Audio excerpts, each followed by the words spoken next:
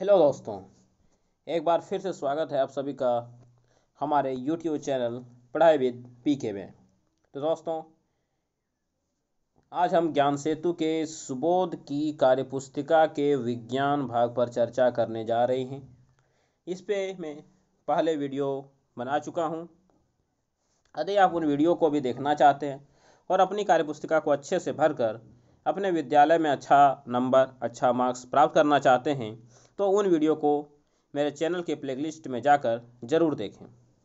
और वीडियो शुरू करने से पहले यदि आप हमारे चैनल पर न्यू हैं तो हमारे चैनल को वीडियो के नीचे लाल बटन में सब्सक्राइब बटन लिखा हुआ दबाकर सब्सक्राइब करें और उसके बगल में आपको एक घंटी दिख रही होगी, आप उन्हें भी ज़रूर दबाएं ताकि हम जैसे ही कोई वीडियो बनाएं उसकी सूचना आप तक सबसे पहले पहुंच सके और आप उन वीडियो को देखकर अपनी कार्यपुस्तिका को भर सकें, आप जानकारी अधिक प्राप्त कर सकें।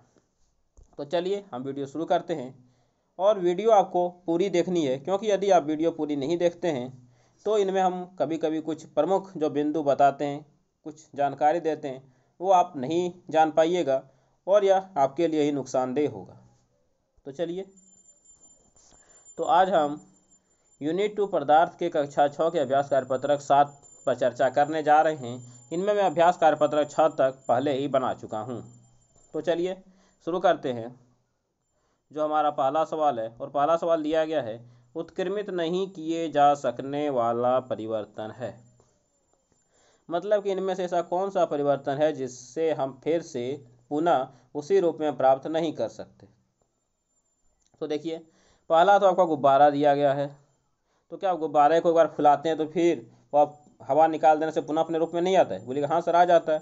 मतलब उसमें गुब्बारे तो नहीं होंगे। दूसरा, गूथे हुए आटे से रोटी बनाना। तो देखिए, जब गूथे हुए आटे से रोटी बनाते हैं और फिर आप रोटी को जब गूंथते हैं तो क्या गुथा हुआ आटा नहीं बनेगा? बोलिएगा बिल्कुल सही। लेकिन फुला हुआ आटा, क्या आपको लगता है कि फुला हुआ आटा फिर से आपका कच्चा आटा बन सकता है? फुला हुआ रोटी फिर से कच्चा आटा बन सकता है? बोलिएगा नहीं सर, ये नहीं हो सकता। कागज़ की नाव, फिर कागज़ हवाई जहाज जो बनाते हैं, फिर से उन्हें खोल देने पर यह पुनः बन सकता है। तो सर, मेरा आज कौन सी प्रक्रिया है जो कि उत्क्रमित नहीं की जा सकती? तो आपका जवाब क्या होना चाहिए? तो आपका जवाब होना चाहिए कि इनमें से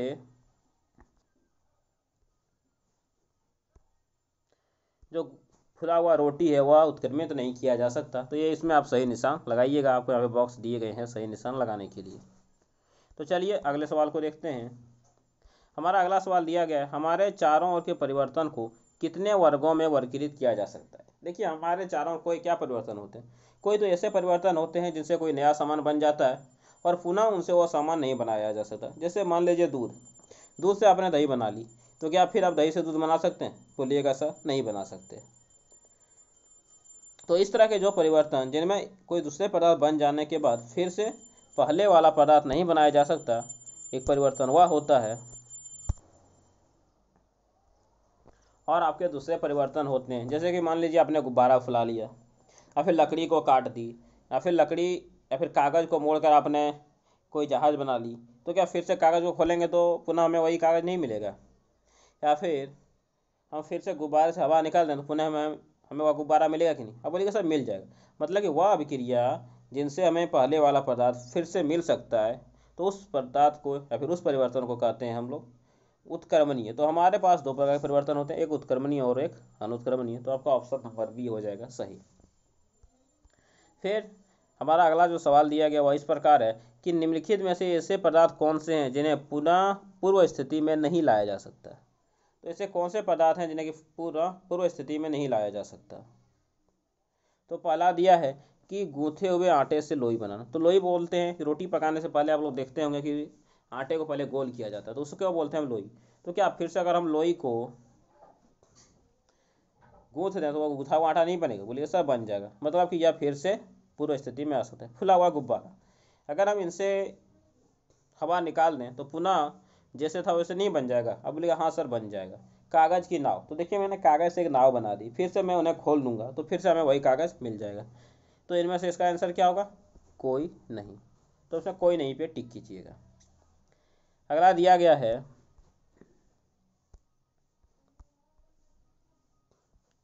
कि ऐसे परिवर्तन जिसमें नया पदार्थ बनता है क्या कहलाते हैं? तो ऐसे परिवर्तन जिसमें नया पदार्थ बनता है उसे क्या कहते हैं?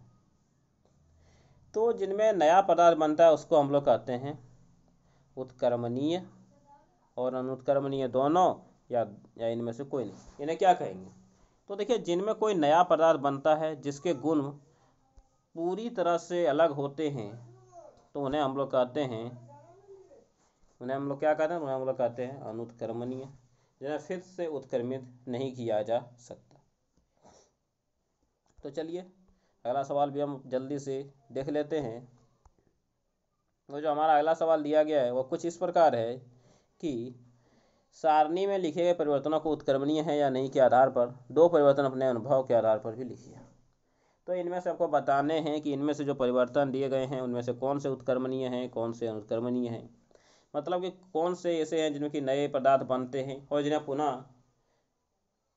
पूर्व पदार्थ में परिवर्तित नहीं किया जा सकता। तो क्या होगा? गीले कपड़े का सूखना, अनाज से बनाया गया आटा, ठंडे दूध से गर्म दूध। तो देखिए सबसे पहला है गीले कपड़े का सूखना। देखिए गीला कपड़ा फिर से हमसे भिंगा देंगे तो कपड़ा गीला नहीं होगा? हो जाएगा। तो क्या हो जाएगा? ये उत्क्रमणीय हो गया।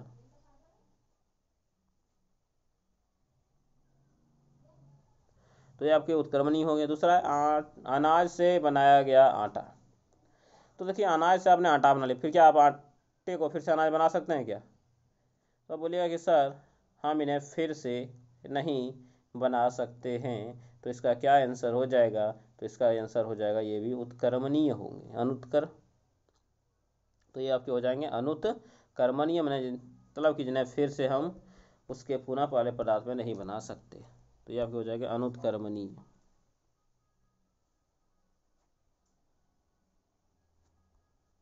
तो इसमें आपके आंसर हो गए अनुत्क्रमणीय। फिर आपका जो अगला सवाल दिया गया ठंडे दूध से गर्म दूध। देखिए मैंने ठंडे दूध से गर्म दूध कर लिया, फिर गर्म दूध को ठंडा करें, ठंडा दूध नहीं मिलेगा। अब बोले कहाँ से मिल जाएगा? तो या फिर आपके क्या हो गए? उत्क्रमणीय हो गए। मतलब इससे फिर से हम ठंडा दूध प्राप्त कर सकते हैं, तो उत्क्रमणीय हो गए। लकड़ी का जलना। देखिए अब एक बार लकड़ी को जला दिए तो फिर क्या आप उनसे बिना लकड़ी बना सकते हैं क्या?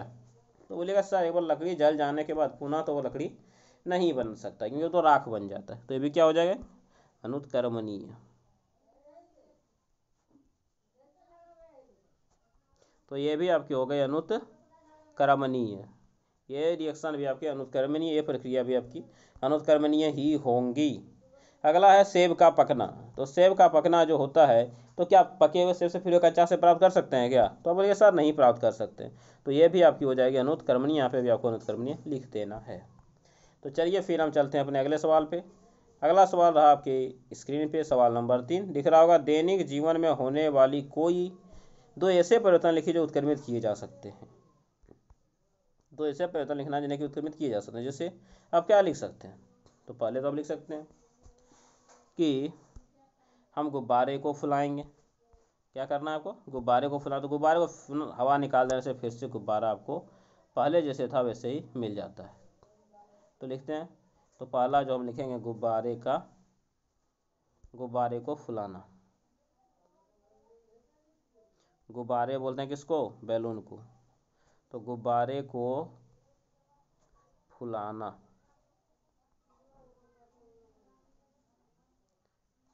और दूसरा बोल सकते हैं दूध को गर्म करना, क्योंकि आपने एक बार दूध को गर्म कर दिया तो अब बिना उन्हें ठंडा कर दिया, ठंडा दूध आपको मिल जाएगा। तो मैंने यहाँ पे दो लिख दिए, यही मुझसे पूछा गया था। अगला फिर से दिया गया है, वो जो क्वेश्चन हुआ है कि परमिला ने देखा कि उसके पिता हंसुआ, खुरपी, लकड़ी के बेंट पर लोहे की रिंग चढ़ाने से पहले लोहे की रिंग को हमेशा गर्म करते हैं। क्या आप इसका कारण बताने परमिला की मदद कर सकते हैं? तो देखिए जब हम लोहे को गर्म करते हैं तो क्या होता है? वो मुलायम हो जाता है और जिससे वह आसानी से क्या हो सकता है? तो लकड़ी पर चढ़ सकता है। तो इसका क्या कारण होगा? गर्म करने पे लोहा मुलायम हो जाता है।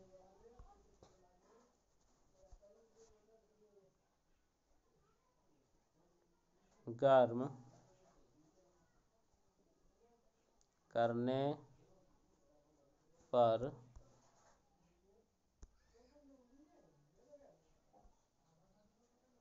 लोहा मुलायम हो जाता है। कि लोहा को गर्म करते हैं तो क्या हो जाता है, तो मुलायम हो जाता है। गर्म करने पे लोहा मुलायम हो जाता है। तो गर्म करने पे लोहा आपका मुलायम हो जाता है, यही आपका इसमें आंसर होगा। तो देखिए चूँकि मैंने इन्हें जूम करके लिखा था, इसलिए आप लोग जिस साइज में लिखते हैं वह हो गया। तो आप इन्हें एक बार अच्छे से पढ़ लें और फिर इन्हें अच्छे से, ताकि आप इन्हें अच्छे से लिख सकें। तो चलिए फिर देखते हैं अपना अगला सवाल, जो कि इस पेज का मेरा अंतिम सवाल है। लेकिन अंतिम सवाल बताने से पहले, यदि आप हमारे चैनल पे नए हैं तो इस चैनल को सब्सक्राइब ज़रूर करें। और यदि आपको लगता है कि हमारे द्वारा दी गई जानकारी, हमारे द्वारा वीडियो में बताए गए टॉपिक्स आपको मदद करते हैं, आपके लिए कुछ जानकारी प्राप्त करते हैं, तो वीडियो को लाइक ज़रूर करें और इसे अपने दोस्तों को भी शेयर ज़रूर करें। चलिए तो फिर हम चलते हैं, अपने शुरू करते हैं अपना अगला सवाल। हमारा अगला सवाल दिया गया है, आपके अनुसार अपने आसपास के पदार्थों को किस किस प्रकार के परिवर्तित किया जा सकता है। मैंने पहले ही बताया, दो प्रकार परिवर्तन, एक तो जिनमें हम पहले वाले पदार्थ को प्राप्त कर सकते हैं, और दूसरा वह जिनमें हम पहले वाले पदार्थ को प्राप्त नहीं कर सकते। मतलब कि एक हो जाएगा आपका उत्क्रमणीय और दूसरा आपका अनुत्क्रमणीय। इसको लिख लेते हैं। तो पहला होगा मेरा उत्क्रमणीय और आपके दूसरे हो जाएंगे अनुत्क्रमणीय।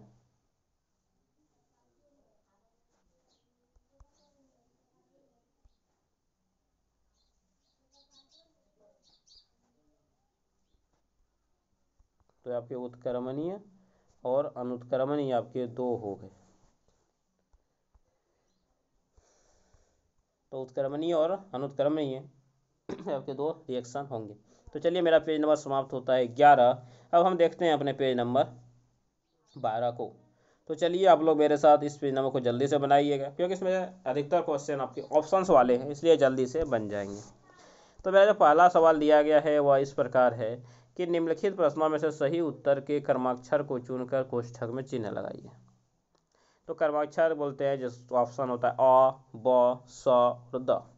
तो देखना है कि आपको इनमें से कौन से सही हैं, और जो सही होंगे वो आपको कोष्ठक दिए गए, ब्रैकेट दिए गए, वहाँ पे आपको लिखने हैं। तो पानी में घुलनशील है, मतलब वह कौन सा चीज़ पानी में घुल जाएगा। क्या लकड़ी पानी में घुलेगा, आपको लगता है? तो ये बोलेगा नहीं सर। तेल? तो ये सर तेल तो पानी के ऊपर में ही रह जाता है, ये तो नहीं घूमेगा। नमक? तो हाँ सर, नमक पानी में घोलते हैं तो घुल जाता है। तो नमक कितना में? ऑन में। तो आप यहाँ पे क्या लिखिएगा, ब्रैकेट में जो आपको दिया गया है आप इनमें लिखिएगा आ। क्या लिखिएगा? आ। तो चलिए फिर हम अपने अगले सवाल को देखते हैं। हमारा जो अगला सवाल दिया गया है वो आपको दिख रहा होगा। सवाल है, निम्नलिखित वस्तुओं में से कौन सा चित्र पारदर्शी पदार्थ से निर्मित है। तो ये पारदर्शी पदार्थ किसे बोलते हैं? वह पदार्थ जिसके आर पार हम देख सकें, मतलब इधर से देखें तो उधर दिख जाए क्या है, उधर से दिखें तो इधर दिख जाए क्या है, जिनमें हम स्पष्ट रूप से देख सकते हैं तो उन्हें बोलते हैं पारदर्शी पदार्थ। तो क्या लकड़ी के इधर उधर आप देख सकते हैं? नहीं। कांच के? बोलेगा हाँ सर कांच के देख सकते हो। कांच में क्या है? ब। तो इसका आंसर क्या हो जाएगा आपका? Yes sir. तो इसका आंसर हो जाना चाहिए ब। तो ये आपका हो गया ब। फिर हम अगर अपना अगला देखें, यह निम्नलिखित में से पारभासी पदार्थ कौन? देखिए पारभासी पदार्थ उसको कहते हैं जो आप एक पार से दूसरे पार तो देख सकते हैं, लेकिन स्पष्ट रूप से नहीं देख सकते हैं कि नहीं दूसरे पार में क्या है। जैसे अगर आप एक पेपर लीजिए, उनमें आप तेल लगा दीजिए तो आपको दिख जाएंगे कि उधर क्या है, हल्का सा दिखेगा, लेकिन आपको पूरा साफ, जैसे कि आपको कोई शीशे में दिखता है वैसा आपको नहीं दिखेगा। तो क्या होगा इसका आंसर? तेल लगा कागज। तेल लगा कागज किसमें? ब में। तो आप क्या लिखेंगे? ब। तो आप लोग इसी तरह से लिखिएगा। मुझे लगता है कि आप लोग अब समझ रहे होंगे कि हम क्या बताते हैं। तो चलिए निम्नलिखित में से कोमल पदार्थ, ये कोमल पदार्थ बोलते हैं मुलायम होता है। तो क्या कोयला मुलायम होता है? आपने देखा है? लकड़ी का डंडा, अरे वो तो मुलायम होता ही नहीं है। क्या सबसे कठोर वही होता है जब टीचर या फिर घर में हमें पढ़ता है। तो लकड़ी का डंडा तो मुलायम होगा नहीं, कोयला तो मुलायम होगा नहीं। लेकिन आप स्पंज जानते हैं किसने कहते हैं? देखिए स्पंज। स्पंज आप देखेंगे कोई पता नहीं क्या दबाते तुरंत दब जाता है, फिर उससे वो अपने शेप में आ जाता है। देखिए आप साइकिल के सीट में देखते होंगे या फिर गाड़ी के सीट में आपको जो रुई जैसा दिखता है वह क्या होता है? स्पंज। तो क्या तो कोमल होता है? बोलेगा हाँ सर। तो क्या हो जाएंगे इसमें आंसर? स्पंज। और वह है आपकी अ नंबर। तो इसका आंसर हो गया अ नंबर, स्पंज। तो चलिए फिर से अपना अगला सवाल देखते हैं, सवाल नंबर 2। और सवाल है कि निम्नलिखित में से जो मेल नहीं खाते उन पर घेरा लगाइए और कारण बताइए कि वह मेल क्यों नहीं खाते हैं। तो चलिए देखते हैं। तो पहला दिया गया है लोहा, तांबा, चांदी और मिट्टी। देखिए आपको पता है लोहा भी एक धातु है, तांबा भी धातु है, चांदी भी धातु है, क्या मिट्टी धातु है क्या? नहीं। तो क्या रखेंगे? मिट्टी धातु नहीं है, इसलिए मैंने थोड़ा जूम कर लेना ताकि मैं अच्छे से इसे लिख सकूँ।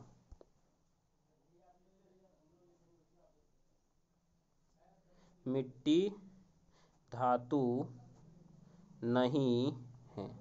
आंसर क्या होगा कि मिट्टी धातु नहीं है, इसलिए वह उन सबसे मेल नहीं खाते हैं। फिर जो अगला मेरा सवाल दिया गया है वह सवाल है लकड़ी, कांच का गिलास, लोहा या टीना। देखिए लकड़ी को आप पानी में डुबाइए, डूबेंगे नहीं। कांच के गिलास को डुबाइएगा, बोलेगा सर डूब जाएंगे। लोहा को डूब जाएंगे, टीन को डूब जाएंगे, तो लकड़ी नहीं डूबेंगे। क्यों क्यों? तो क्या रखेंगे इसका आंसर कि लकड़ी पानी में नहीं डूबती है। तो इसका कारण क्या लिखेंगे कि लकड़ी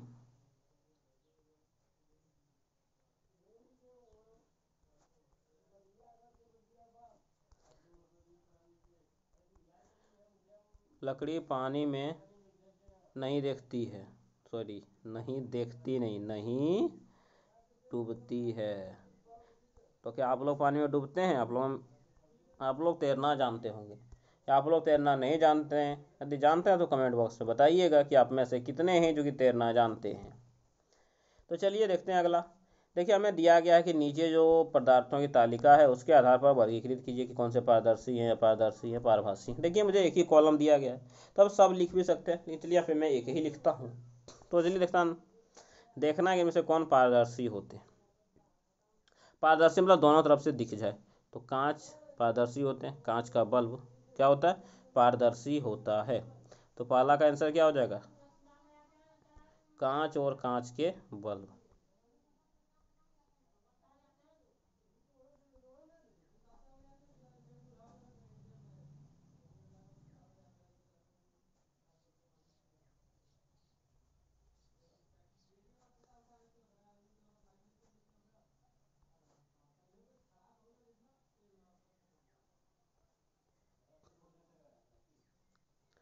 कांच और कांच के बल्ब।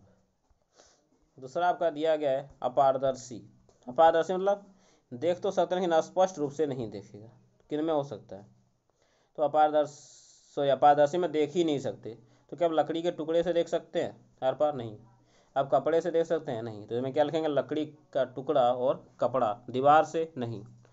तो दीवार, कपड़ा, लकड़ी का टुकड़ा सब इसमें आ जाएगा।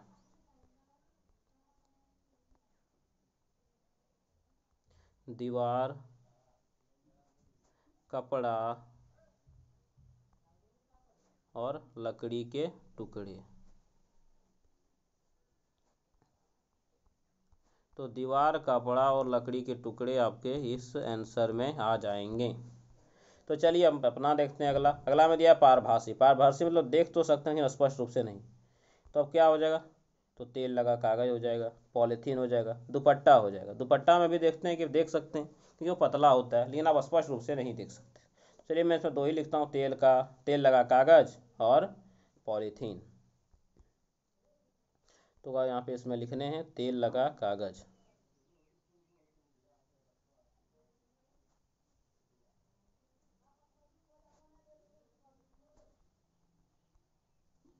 और पॉलीथीन।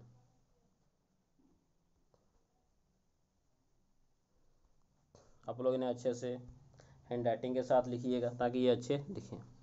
अगला दिया गया है निम्नलिखित सारणी में तीन तीन परिवेशीय पदार्थों के नाम लिखिए तथा उनके गुण के आधार पर लिखिए। उत्प्लावक पदार्थ मतलब कि जो पानी के ऊपर में तैरते हैं, क्या होंगे?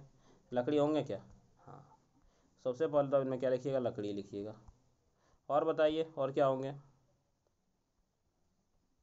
लकड़ी और बोतलें। बोतल आप देखते हैं पानी में नहीं डूबते हैं। और बताइए आप लोग और क्या होते हैं जो पानी में आपके नहीं डूबते हैं? नाव देखें, नाव। नाव पानी में डूबता है क्या? आप बोलिएगा सर नाव जो होते हैं वो पानी में नहीं डूबते हैं। बांस पानी में डूबते हैं क्या? सूखे बांस। बोलेगा सर सपास भी पानी में नहीं डूबते। तो चलिए अब अगला, घुलनशील पदार्थ जो जल में घुल जाए, जैसे नमक आपने कभी घोला है पानी में? हाँ घुल जाता है। चीनी घोला है क्या? बोलेगा हाँ सर चीनी भी घोले, चीनी भी घुल जाता है। और बताइए ऐसे कौन से पदार्थ हैं जो कि पानी में घुल जाते हैं? नमक हो गया, चीनी हो गया, और भी क्या ऐसे पदार्थ हैं जो कि पानी में घुल जाते हैं जिन्हें स्पष्ट रूप से आप नहीं देख सकते? बोलेगा सर दूध भी तो पानी में घुल जाता है,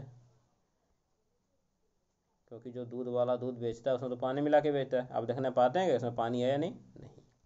चमकीले पदार्थ जिनमें चमक होती है, चमकीले पदार्थ कौन से होते हैं? आपने अपने आसपास में देखा होगा। तो आपने अपने आसपास में देखा है जो लोहा होते हैं वो चमकीला होता है कि जब रगड़ा जाता है तब? हाँ देखे होंगे कि लोहा चमकीला होता है। और आपने क्या देखा है? शीशा देखा है? हाँ देखे होंगे शीशा चमकीला होता है। और बताइए और क्या आपने चमकीला देखा? देखिए अब जो चम्मच होता है, थाली होता है, वो सभी क्या होते हैं आपके? चमकीले ही होते हैं। अगला दिया है पारदर्शी, मतलब कि एक पार से दूसरे पार देख सकते हैं। किन में? तो अब कांच में देख सकते हैं एक पार से दूसरे पार। क्या हो जाएगा? कांच में देख सकते हैं। अगर पानी कहीं पतला है तो पानी में भी आप कभी कभी देख सकते हैं। और बताइए, देखिए एक लेंस आता है जिनमें कि आप सबको जूम करके देखते हैं, लेंस से देख सकते हैं। और बताइए, चश्मा पहनते हैं, चश्मा किसी को देखें चश्मा पहना हुआ तो क्या इस पार से उस पार नहीं देखने पाता है? हाँ से देख ले तो क्या होगा? चश्मा हो जाएगा। तो ये सब आपके सही आंसर इनमें होंगे, आप इन सब को यहाँ पे भर दीजिएगा। तो इनमें जो अगला दिया गया हुआ है कि निम्नांकित में से कौन सी पदार्थ पारदर्शी व कौन सी अपारदर्शी है, नाम लिखिए और कारण बताइए। दो अंतर और दो समानताएं आपको बतानी है, दो अंतर और दो समानता। सबसे पहले देखिए उसका नाम क्या है, पारदर्शी अपारदर्शी है। तो बोलेगा सर कांच है तो ये क्या होंगे? पारदर्शी होंगे। तो यहाँ पे हम क्या लिखेंगे? यहाँ पे हम लिखेंगे पारदर्शी। ये आपके हो गए पारदर्शी।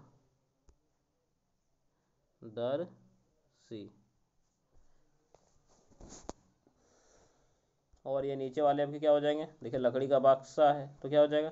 पारदर्शी अपारदर्शी? बोलिए सर ये अपारदर्शी है, इससे हम थोड़े इस पार से उस पार देख सकते हैं, देख सकते हैं क्या? नहीं। तो ये हो गया आपका पारदर्शी। फिर आपके वो आपके बोला दो बताइए कि इनमें दो अंतर क्या है। तो अंतर क्या होंगे? तो चलिए अंतर लिखते हैं। सबसे पहले किसका बना है? तो कांच का बना है। पहला अंतर क्या हो गया? ये कांच का बना है। दूसरा क्या लिखिएगा कि दूसरा ये क्या है? पारदर्शी है। दूसरा तो वही अंतर हो गया, किसमें देख सकते हैं उसमें नहीं देख सकते, पारदर्शी है। दो समानता लिखना। समानता मतलब क्या? ये भी एक क्या कोई सामान है कि नहीं? हाँ तो ये भी क्या लिखेंगे कि पदार्थ है। ये भी क्या एक पदार्थ है। दूसरा क्या लिखेंगे कि इसका भी वजन है, इसका भी क्या एक वजन है, एक भार है। लिखेंगे इसका भी क्या है? भार है। तो इसका भी भार है।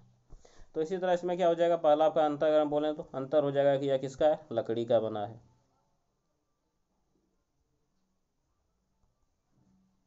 लकड़ी का बना।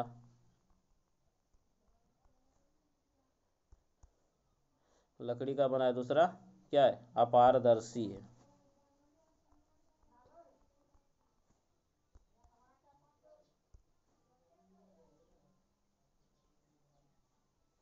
अपारदर्शी है। समानता क्या लिखना है कि पदार्थ है और इनका भी क्या है? भार है। तो समानता में हो जाएगा पदार्थ हैं, समानता में हो जाएगा इसके भी पदार्थ हैं तथा इसका भी भार है। तो यह भी एक पदार्थ है, इनका भी एक भार है। तो इस तरह से आप देख सकते हैं कि आपका जो यहाँ पे था पेज नंबर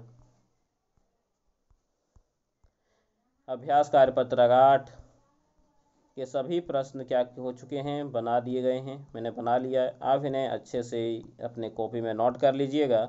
और इस तरह से आपका आज पेज नंबर 12 समाप्त होता है। अगले वीडियो में हम आपको पेज नंबर 13, 14 और आगे के पेज नंबर बताएंगे और इनको भी पूरी जानकारी के साथ, पूरे डिटेल के साथ बताएंगे। तो चलिए वीडियो समाप्त करते हैं। लेकिन वीडियो समाप्त करने से पहले एक बार लास्ट में फिर से कि यदि अभी तक आपने मेरे चैनल को सब्सक्राइब नहीं किया है तो चैनल को वीडियो के नीचे सब्सक्राइब बटन दिखा हुआ जो है लाल कलर का, आप उन्हें दबाकर मेरे चैनल को सब्सक्राइब कर लें और उसके बगल जो घंटी दिख रही होगी आप उन्हें भी ज़रूर दबाएं और इस वीडियो को अपने सभी दोस्तों को भी भेजें ताकि वो सब भी इनसे लाभ उठा सकें। तो चलिए वीडियो समाप्त करते हैं, फिर मिलेंगे अगले वीडियो में। तब तक के लिए धन्यवाद। जय हिंद, वंदे मातरम।